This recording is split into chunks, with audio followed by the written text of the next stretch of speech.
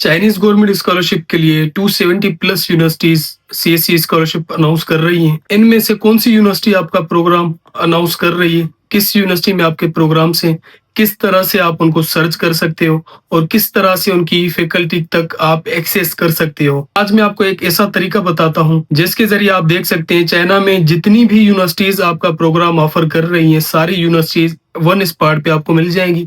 Hello friends, hope you all are doing well.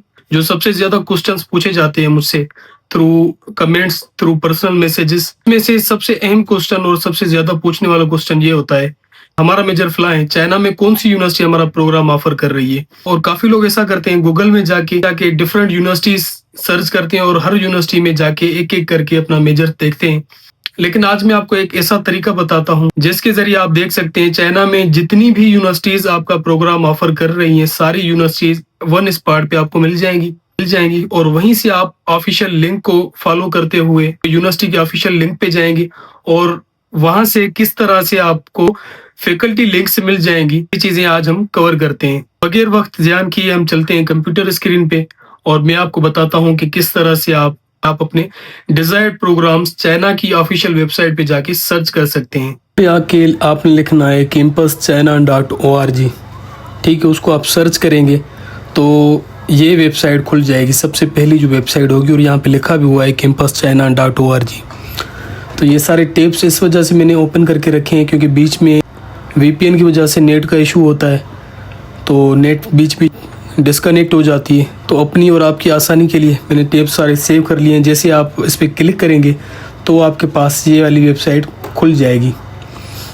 तो जैसे आपको ये वाली वेबसाइट आपको नज़र आएगी तो आपने यहाँ पे यूनिवर्सिटीज़ एंड प्रोग्राम से आप जाएंगे तो आपको दो चीज़ें मिलेंगी, सर्च यूनिवर्सिटीज़ एंड रीजन। इसमें आपको यूनिवर्सिटीज़ आ जाएंगी और रीजन्स के हिसाब से आ जाएंगी। अगर आप यहाँ पे सर्च कैटेगरी एंड प्रोग्राम्स पे सिलेक्ट करेंगे तो यहाँ पे आपको कैटेगरीज और प्रोग्राम मिलेंगे, ठीक है। आपने जैसे ही यहाँ पे क्लिक कर लिया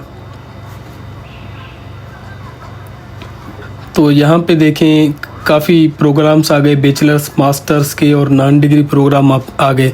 आपने फॉर एग्जांपल यहाँ पे मास्टर सेलेक्ट कर लेना है और लैंग्वेज इंस्ट्रक्शंस में आपके पास अगर चाइनीज़ स्टार्ट का ऑप्शन है तो आप चाइनीज़ स्टार्ट सिलेक्ट करेंगे अगर आपके पास HSK 5 तक है। तो अगर नहीं है तो जर्नली जो सिलेक्ट होता है इंग्लिश को आप सिलेक्ट करेंगे।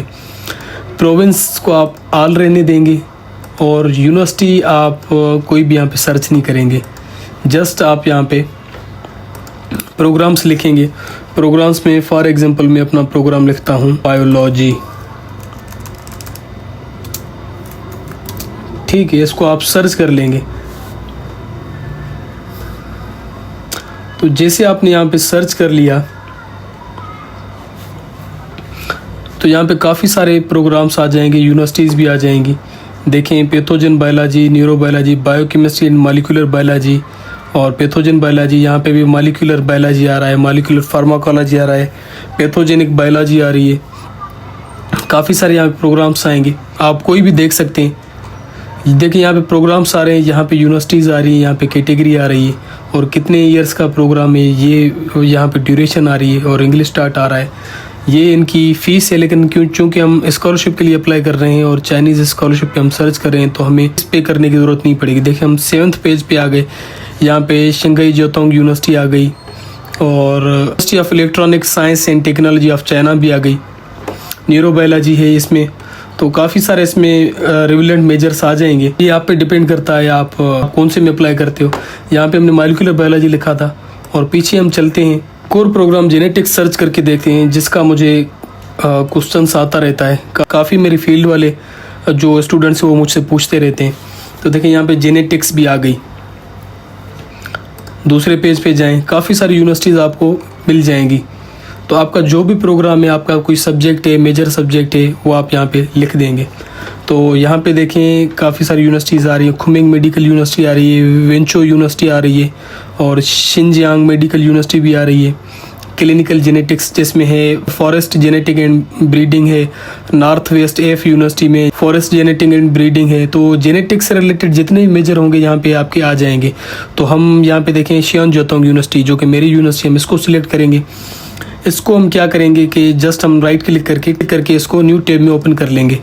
तो देखें ये यूनिवर्सिटी की ऑफिशियल वेबसाइट नहीं आ रही, तो इसको हम दोबारा यहाँ से कॉपी करके और गूगल में जाके हम सर्च कर लेंगे।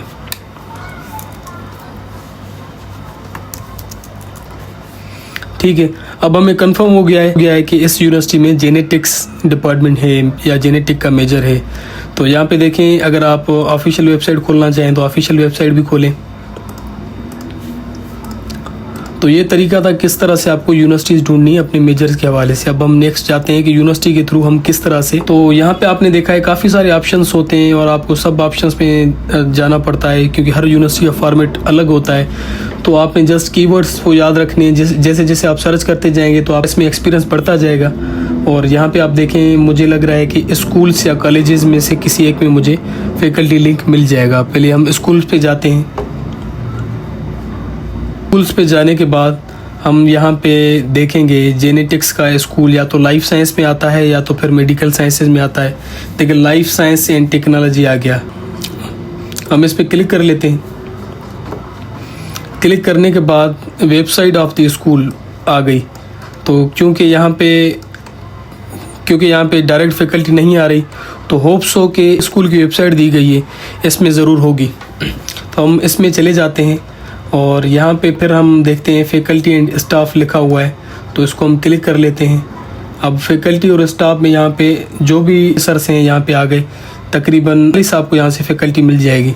लेकिन आपको ढूंढना है कि आपकी जो रिलेवेंट फील्ड है उसके हवाले से कौन सा प्रोफेसर है। तो हर प्रोफेसर की आप जो प्रोफाइल होगी वो ओपन करेंगे। तो जैसे आप इसको क्लिक करेंगे तो आपके पास प्रोफेसर की ये प्रोफाइल खुल जाएगी। लेकिन चूँकि चाइनीज़ में आप इसको क्या करेंगे, आप इसको कॉपी करके गूगल क्रोम पे जाएंगे और वहाँ पे आप ये पेस्ट कर देंगे,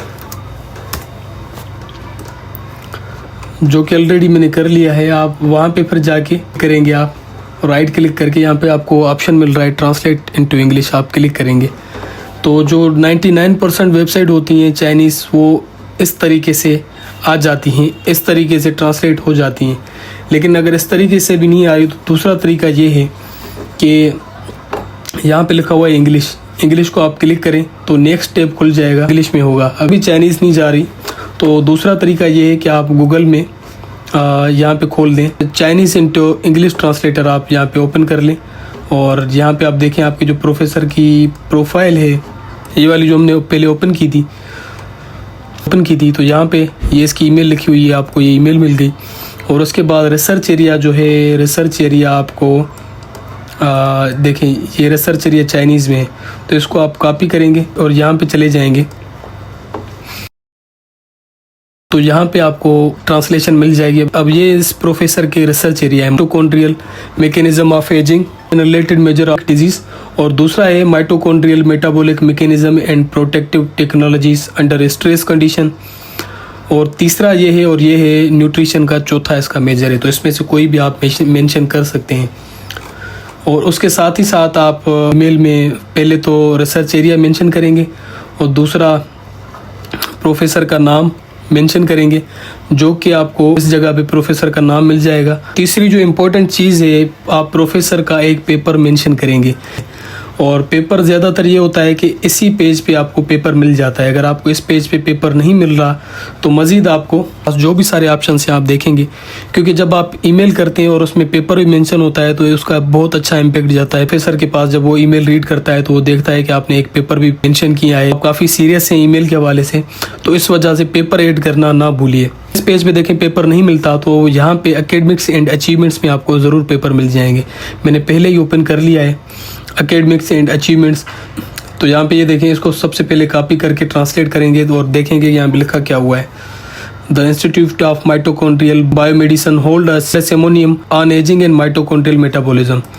और यहाँ पे आप अगर नीचे करें तो बहुत सारे आपको देखें प्रोफेसर के आर्टिकल्स मिल जाएंगे। ये जो लॉन्ग जे है ये एक्चुअली प्रोफेसर का नाम है, ठीक है। और आप कोशिश करेंगे कि जो रिसेंट उसका पेपर होगा आप उसका हवाला देंगे और इससे ज़्यादा अगर आप इसको बेहतर करना चाहें तो प्रोफेसर का नेम अगर एज अ फर्स्ट ऑथर हो और रिसेंट ईयर में पेपर पब्लिश हुआ है तो आप उस पेपर का हवाला देंगे।